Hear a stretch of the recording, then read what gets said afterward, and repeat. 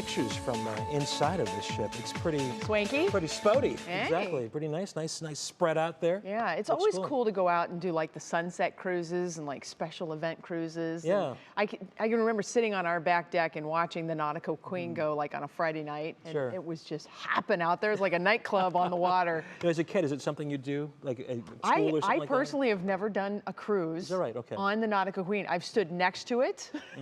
Okay. But I've not done a cruise. I've been on it, but I've not left port on That's said kind boat. of the same thing. So yeah, Right. well, one step at a time. Okay. Maybe the Lady Caroline will be my boat. That'll Maybe be kind of so. fun Maybe to get so. to.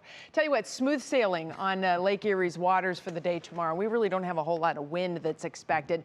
We do have some haze that will be around. This is the light smoke in the upper parts of the atmosphere. Temperatures are going to be in the 60s in the morning, very comfortable, and mostly sunny skies expected as we get into the afternoon. Temperatures in the 70s. We have been watching these showers try to make their way across Lake Erie throughout the afternoon and the evening, and just having a really tough time of holding together. If indeed it does make its way down to the shoreline, let me put a track on this just because we can. This is almost ridiculous to track a sprinkle, but there we go. Let's go back up to about 25 miles per hour. So this is a new part of this tool that I have that I'm trying to get used to. Anywho, you can see it's just barely going to make it to the Vermilion area in the next hour or so. So this is just really taking its sweet time in doing so. All right, the bigger picture shows all these little disturbances, all these little pop-up showers that are associated with cooler air aloft. So we get warming at the bottom of the atmosphere. Warm air likes to rise, of course, that's physics. So we get that convective heating that takes place. You get the rising motion in the atmosphere. Since it's colder aloft, it's a lot easier to get these little pop-up showers that take place. So that will be, again, the possibility tomorrow, because not only do we have the cooler air aloft, but we also have just little ribbons of energy flowing through our atmosphere, and that has helped to pop up these isolated showers. So it doesn't look like it's a slam dunk of a chance, but those isolated shower chances can't completely be ruled out. So I don't want you to be caught off guard or surprised. All in this is part and parcel with what we have been dealing with for most of the summer, actually.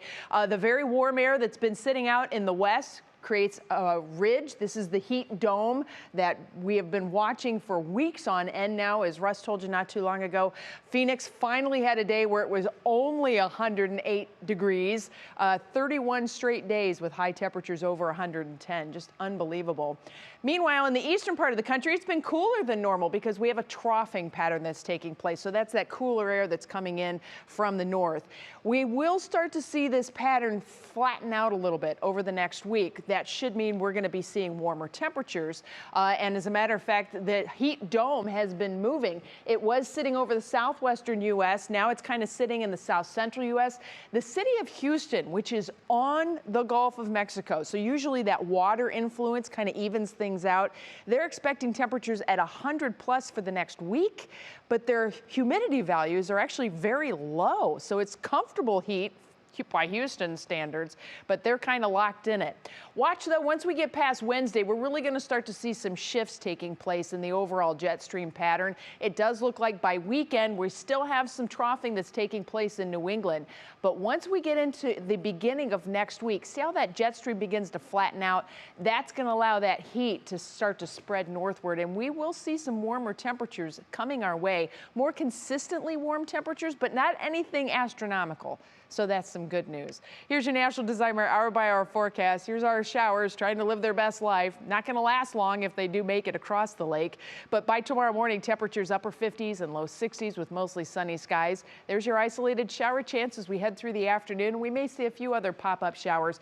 Temperatures tomorrow will generally be in the 80s. South to north winds tomorrow on the lake with those 1 to 2 footers. It should be a beautiful day for boating. Here's your Union Home Mortgage forecast. We'll jump into the mid-80s for Wednesday. For Thursday, we have a pop-up chance for some storms up here in Cleveland. But by the time we hit the weekend, note the temperatures low and mid-80s, and we're going to hold there as we head into next week.